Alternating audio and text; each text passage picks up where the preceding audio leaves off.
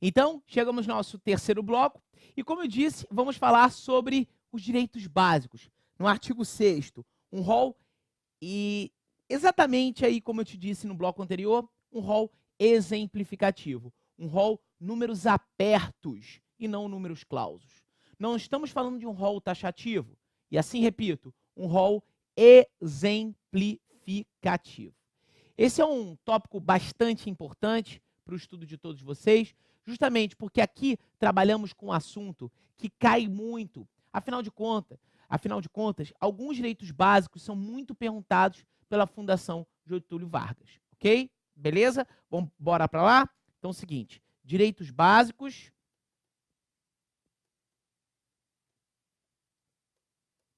Artigo 6º, rol exemplificativo. E o primeiro direito básico que nós vamos estudar é o do artigo 6º, inciso 5º. O artigo 6º, inciso 5º, ele fala que o consumidor terá direito à modificação de cláusulas ou a revisão de cláusulas.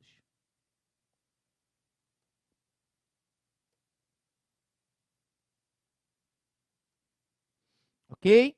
Modificação de cláusulas ou a revisão de cláusulas. A modificação de cláusulas, como?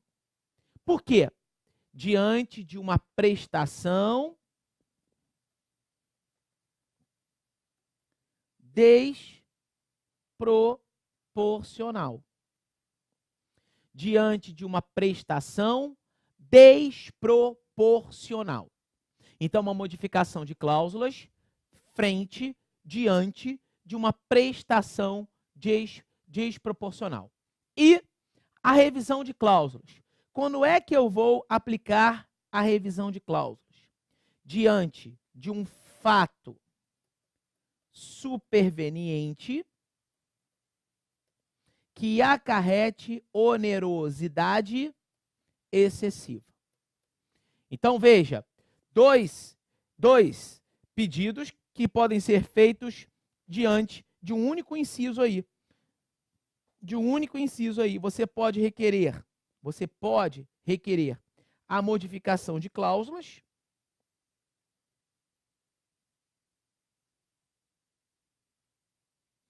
ou você poderá requerer a revisão de cláusulas. E os motivos são diferentes.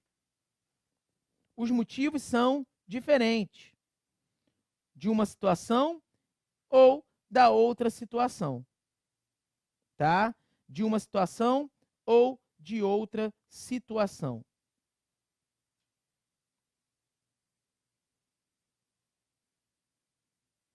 Perfeito?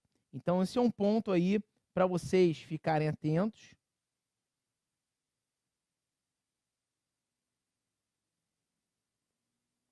Tá? Importante essa situação. Ok? Tranquilinho? Show de bola?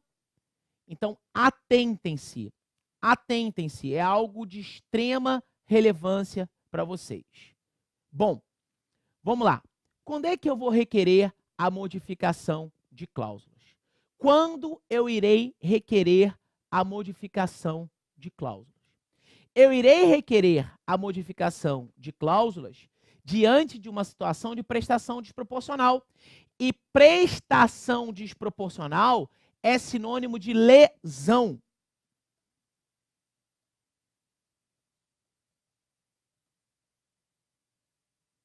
Prestação desproporcional é sinônimo de lesão.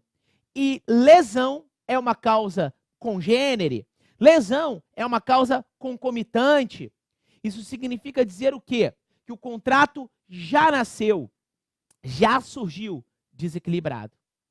Ele já nasceu, já surgiu desequilibrado. Então, um contrato já nasceu, já surgiu desequilibrado, ok? Então, eu tenho aqui a lesão. E a lesão é um caso de prestação desproporcional. Aqui aplica-se a chamada teoria da lesão consumerista. Teoria da lesão consumerista. Show de bola. Tranquilo. Ok?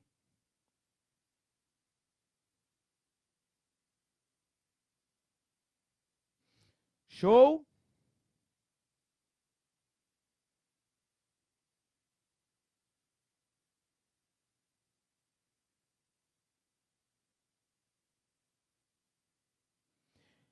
Então, atenção, tá? Atentem-se para isso. A teoria da lesão será aplicada mediante a primeira hipótese, que seria aí a modificação. Então, diante de lesão, você vai requerer na sua prova a modificação.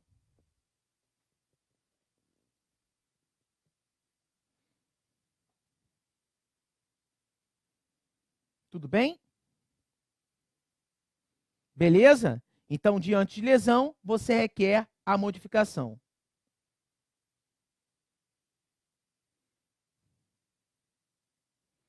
Show?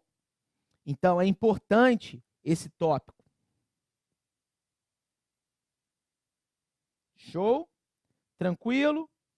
Beleza? Agora, diante de um fato superveniente, olha aqui. O que é um fato superveniente, Cris? Fato superveniente é aquele fato previsto, mas não esperado.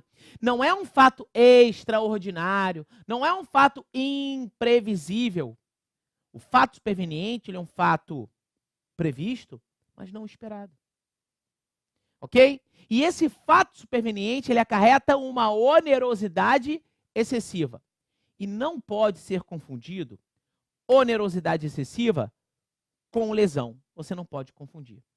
Onerosidade excessiva é uma coisa, lesão é outra coisa.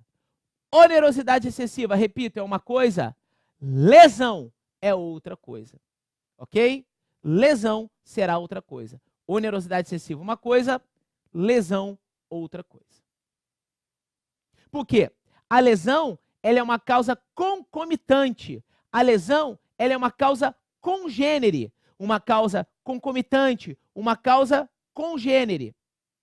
A onerosidade excessiva, não. A onerosidade excessiva ela é uma causa posterior. Tanto a lesão como a onerosidade excessiva causam desequilíbrio do negócio jurídico de consumo? Sim, só que em momentos diversos.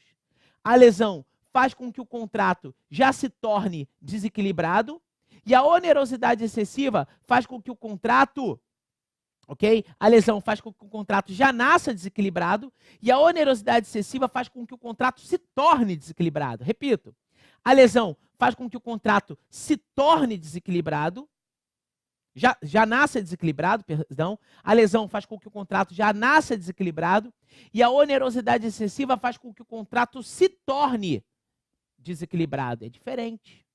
Uma coisa da outra é diferente, tá? A lesão faz com que o contrato já nasça desequilibrado. A onerosidade excessiva faz com que o contrato se torne desequilibrado. Uma, o contrato já nasce desequilibrado, lesão.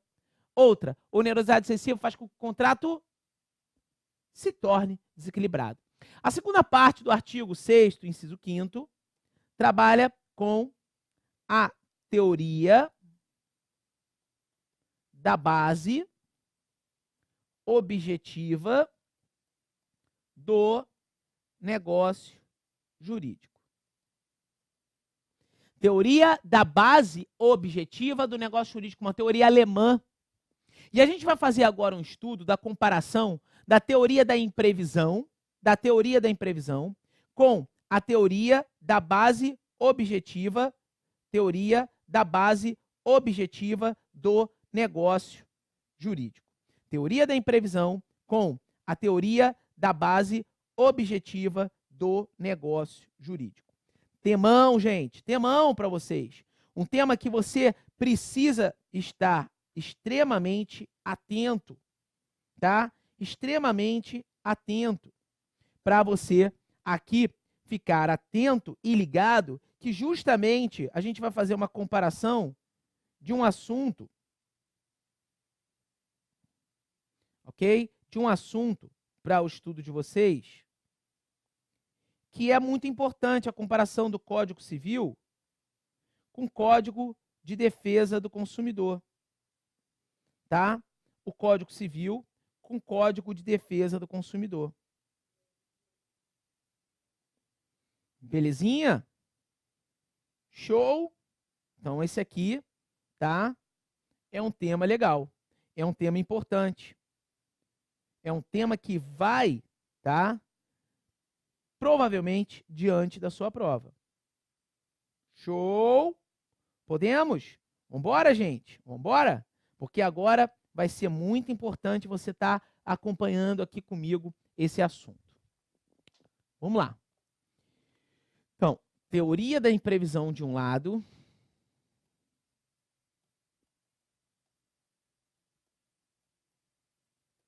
versus a teoria da base objetiva do negócio jurídico. Teoria da base objetiva do negócio jurídico. Teoria da imprevisão, França. Teoria da base objetiva do negócio jurídico, Alemanha. É claro que isso não vai cair na sua prova, né? De onde uma veio, da outra onde veio? Não vai. Mas eu quero te trazer conteúdo para te deixar mais preparado. A teoria da imprevisão, no artigo 478 do Código Civil, a gente vai estudar isso quando analisarmos a teoria geral dos contratos aqui no nosso curso. Tá? E aqui eu tenho o artigo 6º, inciso 5º, segunda parte do CDC. 6º, inciso 5º, segunda parte do Código de Proteção e Defesa do Consumidor. Pois bem, dando continuidade então aqui nossos estudos, na teoria da imprevisão, a lei fala em contratos de execução continuada ou diferida. O que é um contrato de execução continuada? É aquele que se dá todo mês, toda quinzena, toda semana. É um contrato de trato sucessivo. Trato sucessivo, um contrato de trato sucessivo. E execução diferida? É aquele que se projeta para o futuro, sendo executado de uma única vez somente. A pessoa vai pagar em outubro do ano de 2017, uma única vez. Em uma única vez somente, ela vai e, pum, paga aquele valor. Tá? Paga aquele valor. Então, uma execução diferida. Se projeta para o futuro, sendo executado de uma única vez somente. A execução diferida. Sendo executado de uma única vez somente. Foi? Beleza? Tranquilaço? Show? Então, execução continuada, diferida. E aqui, idem. Tá?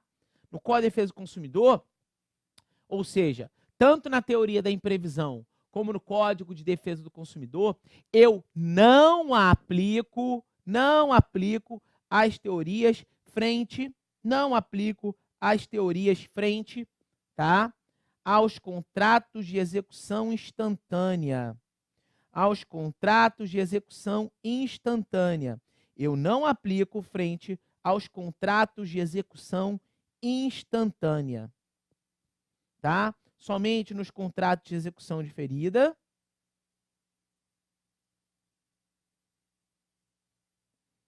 Tudo bem?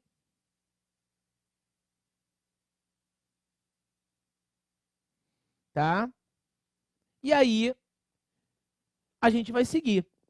Então, você que está copiando,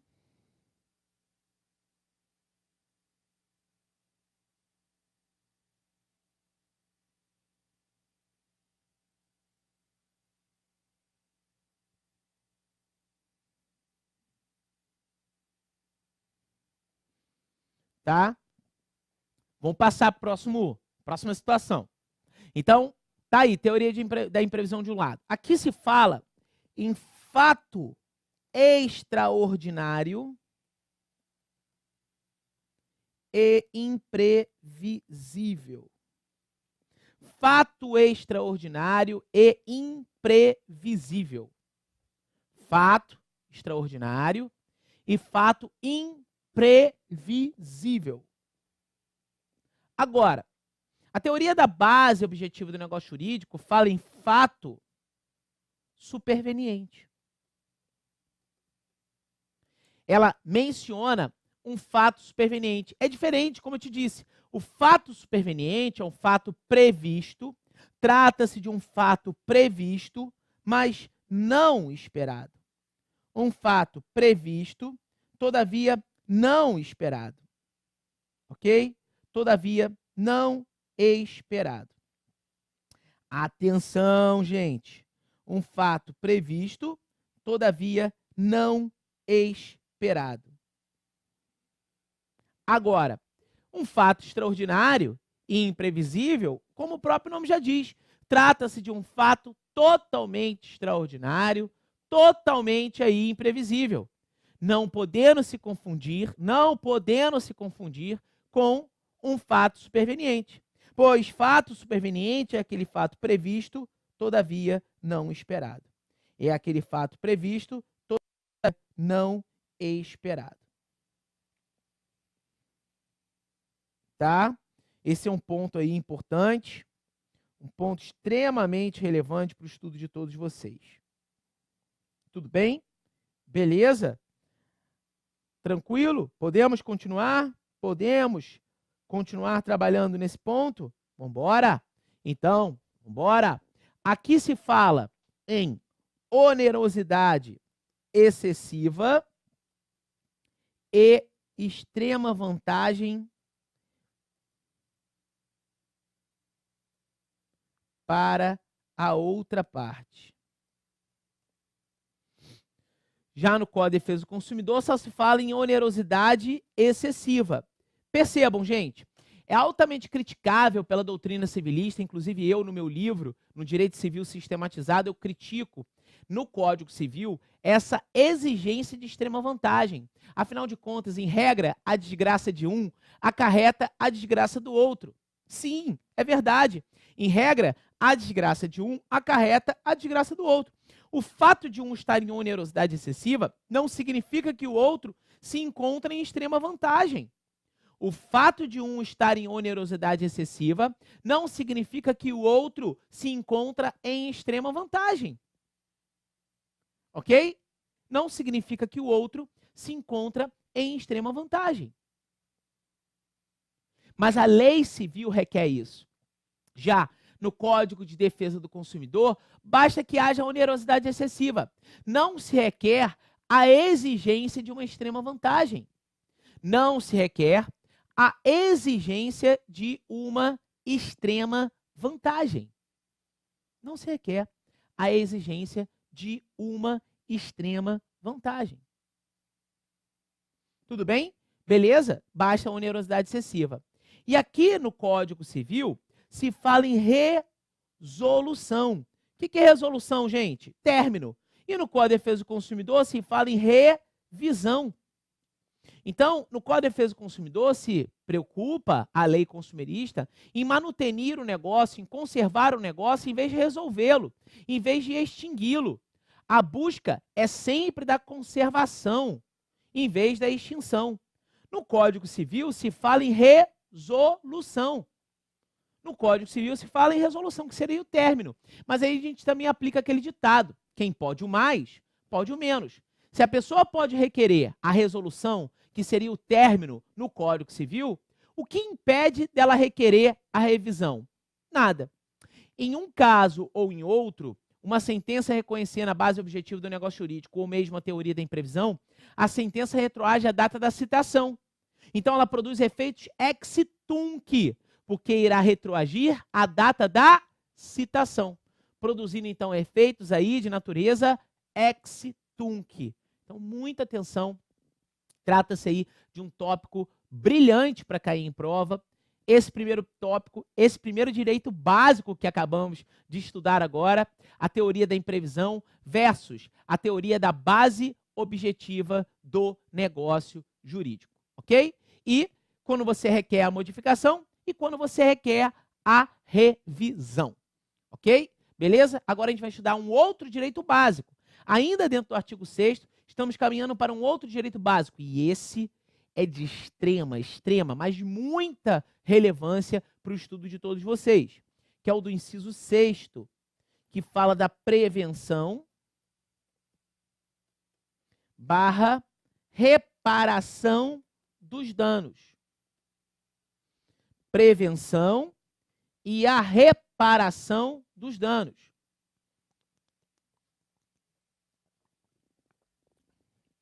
Atenção aí.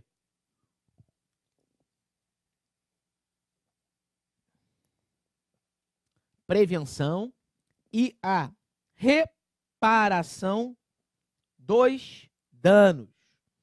Tópico muito importante aí pra gente, tá? Veja, o Código de Defesa do Consumidor se preocupa, ele trabalha com uma tutela preventiva, mas também se acontecer o dano, ele trabalha com a tutela reparatória. Mas que danos são esses? Vamos lá. Primeiro dano a ser reparado é o dano material ou patrimonial.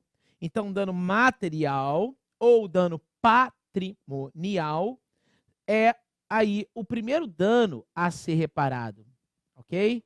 Trata-se do primeiro dano a ser reparado. O dano material ou o dano patrimonial, ok?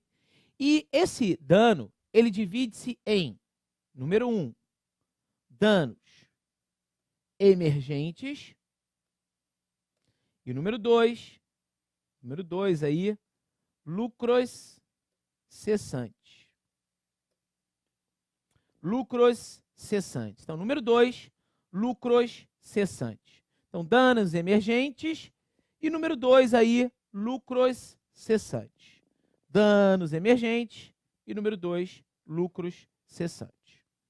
Então, você tem a prevenção barra reparação dos danos, tá?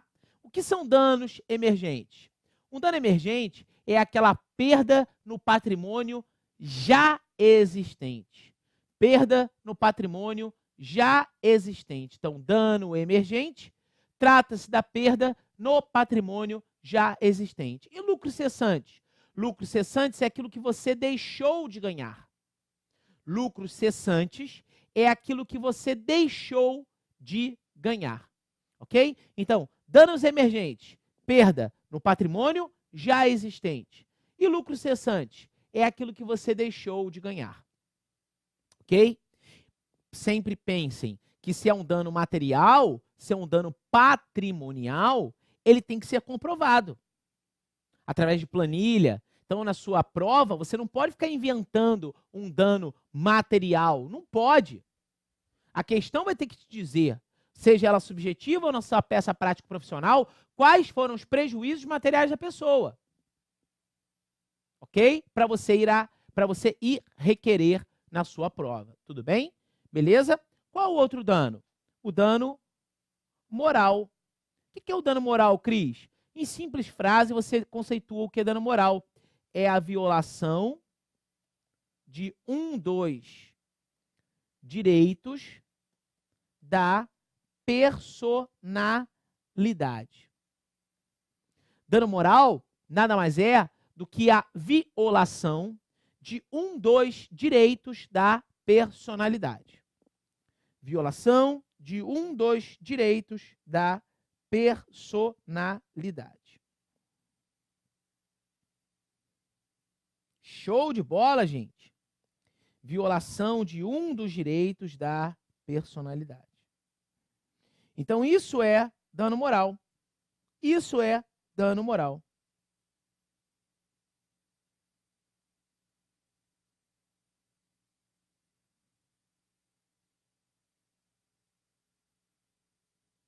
Perfeito? Isso é dano moral. E aqui, gente, eu preciso de muita atenção sua, porque vamos falar de algumas súmulas do STJ. Súmulas do STJ sobre o assunto. Súmula 37, 227, 370, 385, 387, 388 e 403. Essas súmulas aí são básicas para o seu conhecimento. Básicas. Súmula 37, 227, 370, 385, 387, 387, 388 e 403.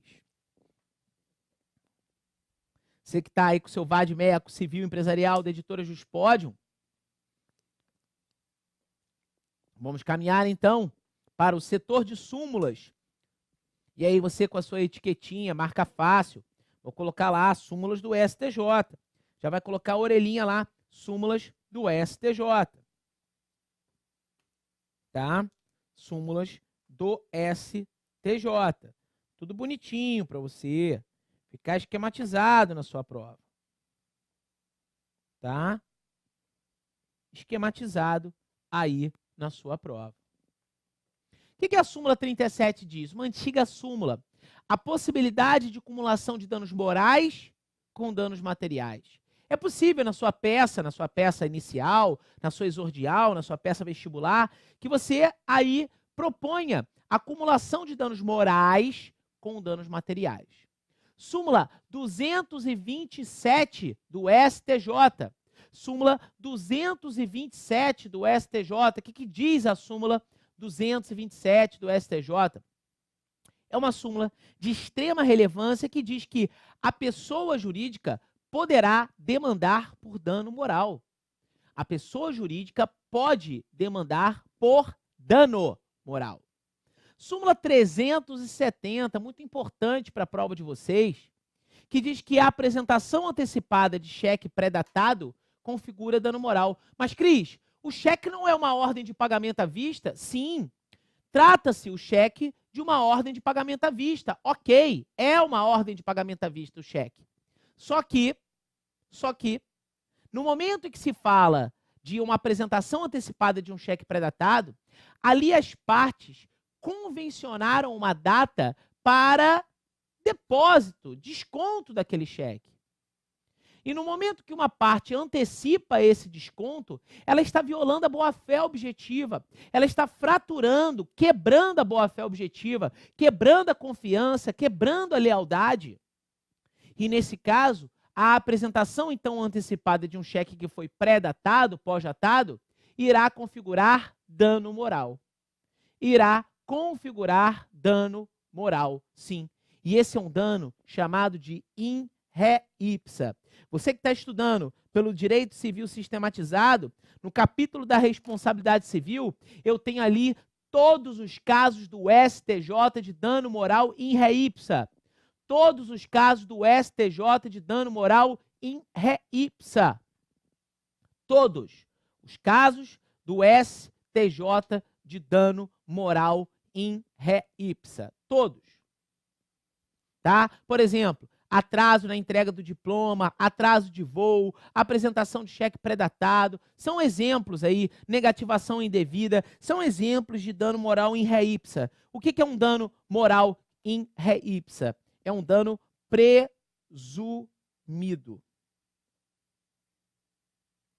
Dano moral presumido. Dano moral presumido.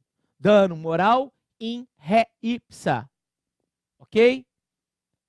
Não há necessidade de comprovação. Presume-se que a pessoa sofre um dano moral.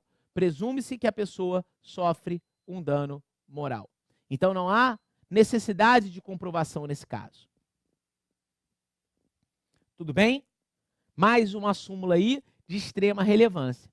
A gente vai fazer um breve intervalo para passar para o nosso quarto e último bloco do primeiro encontro de Direito do Consumidor e você vai voltar comigo para arrebentar aqui no estudo dos direitos básicos.